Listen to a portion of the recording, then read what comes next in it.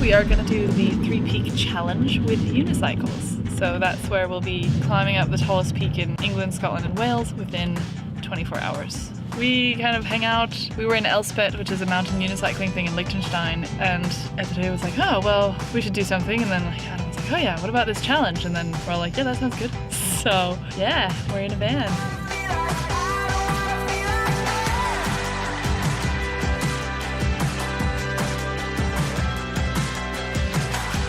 I'm excited to do this. Worry about the night. We have to be careful, but I'm positive. At this point, I'm channeling all the scared nervousness into excitement. I'm really excited for Scafell Pike. It's been ages since I've done a good night ride. I'm a little nervous that I'm going to hold the group back, but other than that, I'm just having a good fun time with fellow dorks on wheels.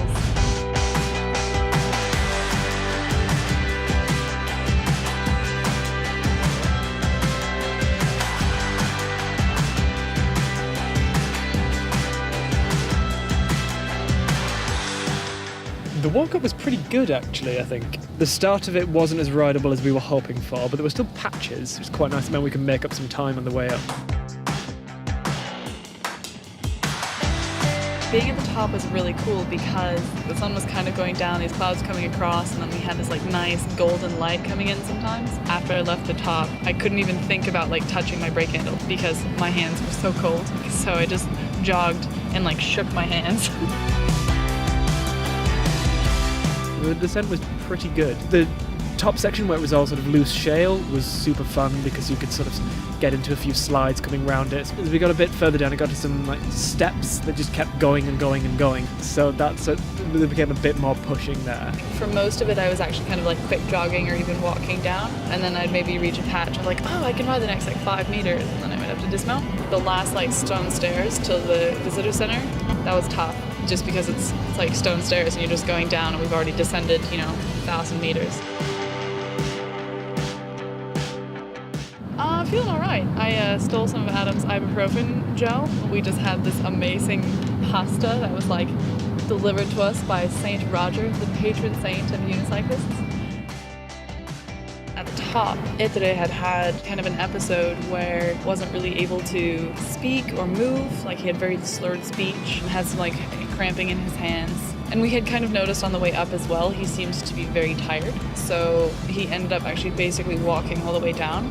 Ettore is stepping down from the team. He's not going to be joining us for most of the challenge, we don't think. Hopefully he'll feel rejuvenated in the morning. Maybe not for Scafell Pike, because that's going to be early hours in the morning. We're not far off.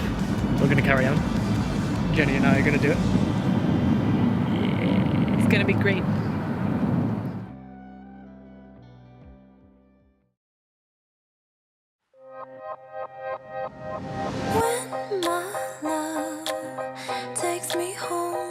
The 3-peak challenge has been done 10 years ago with a group of 6 people, and I did kind of warn everyone, this is not an easy thing to do, and if the weather turns on you, these little mountains can be quite hard. The ascent, yeah, that was a lot harder than Ben Nevis. It was just stairs all the way up, just rocks. We kept looking at things going, oh, this would be fun to come back down, this would be fun to come back down. And also there was water coming back down the trail towards us. And then it's loose rocks, and then it's frosty rocks. It was pretty vague. You just had to follow the cairns and trust that they were going to get you to the right place. It was hard going, but kind of fun in the dark. That was hard. I just had zero energy, zero uphill. I felt like a zombie with a unicycle.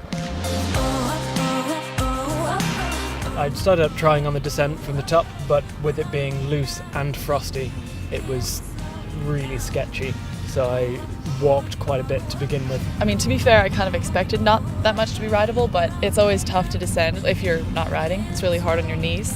You would get 20 meters in and then there'd be something completely unrideable, which was a bit frustrating, especially as then by the time we made it to the stuff we'd seen on the way up that we thought looked really good, we were running behind time, we were starting to lose our way a little bit, and everyone's legs were shot. We did have some problems on the mountain. We got a little bit lost. people's head torches running out of batteries. There were quite a few problems like that. We were all pretty drained. Like, we stopped a couple times for food and we're all complaining the whole time. Legs are okay, knees not so much. I mean, I'm really glad I'm sitting down, that's for sure. We ran late on this portion, so we were late by like half an hour, I think. Really worried about Snowdon. I have no idea like how that's gonna go. Really would like to make the challenge. I'm really looking forward to Snowdon. It's the most rideable of the three. I'm excited to get some decent length downhill stuff in, though I am dreading doing the uphill and nervous as hell about getting it in on time. We've hit rush hour, unfortunately, so we've just had 40 miles of delayed stop and start on the motorway. I think going by the timing, we've just added an hour to our time.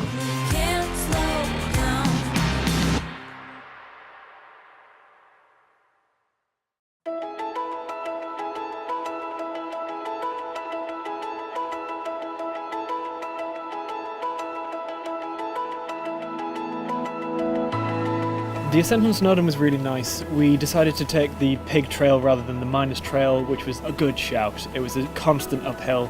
There were a few other hikers on there, which we were storming past because we all had this big ticking clock hovering over the back of our heads. A few rideable sections in it as well, some cross-country stuff that was really nice. The descent was actually really fun. This was the first time we had a rideable descent. It was really enjoyable to actually get on the Muni and pedal out for a while. It was fast, a little bit loose, with little miniature rock gardens all the way down. The start of it, where it was really packed out with hikers, we jumped onto the train line that runs that way, which was 20 centimetres deep in loose stone packing for around the railway line, so you were really sliding into that and your wheel was sinking down. It was good fun. It was fun also because even though my legs were super tired from hiking and stuff, they were still okay for riding portions. So I was able to ride some portions that maybe I wouldn't have done like 3 weeks ago. So that was really fun. And beautiful views, and like we all got to ride together. And Ettore and Roger hiked up, and so like all 5 of us were kind of like reunited on the way down. So it was really nice to have everyone all there.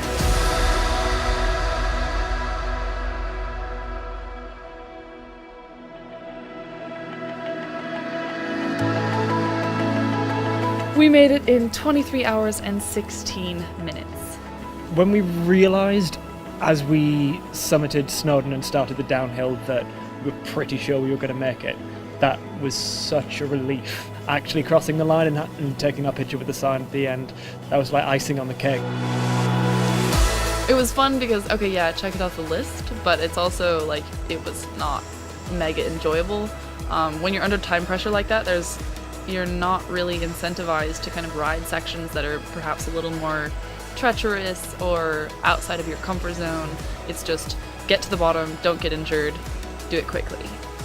I was absolutely certain that the guys were going to do it. I had total faith. Right from the beginning, they had the right attitude and the guys went for it.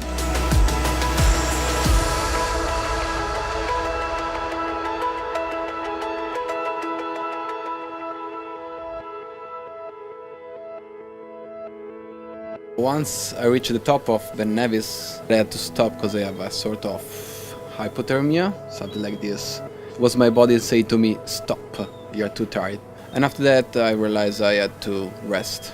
At Scarfell Pike, I slept in the car with Roger and I helped him put everything comfortable for the riders. So I rest enough that at Snowdon we hike up from the trail where they're coming down. We met them and then we rode all together down till the end.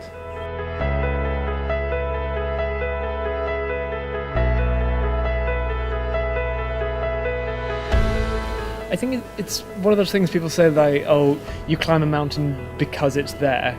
I think it's more to do with you do this because other people don't. You get an opportunity to push the envelope of something that you really like. We all love unicycling, and you go, we could just push the envelope a little bit further here and say, let's do something that we're impressed by and see where else we can take the sport. I think that's part of the fun of it.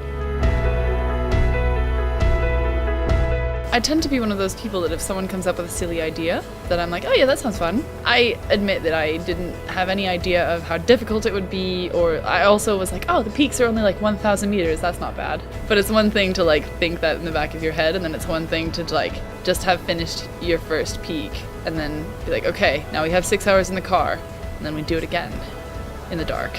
I don't know. Sometimes it's just fun to do things that are weird.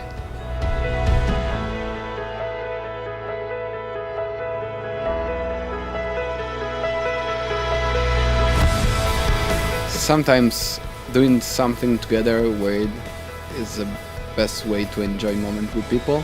As unicyclists, we love to do weird stuff. And if you have someone else to share this madness, you're always happy. And even if you don't ride everything, but you spend good moments together, it's worth. So we are like a big family. That's the thing.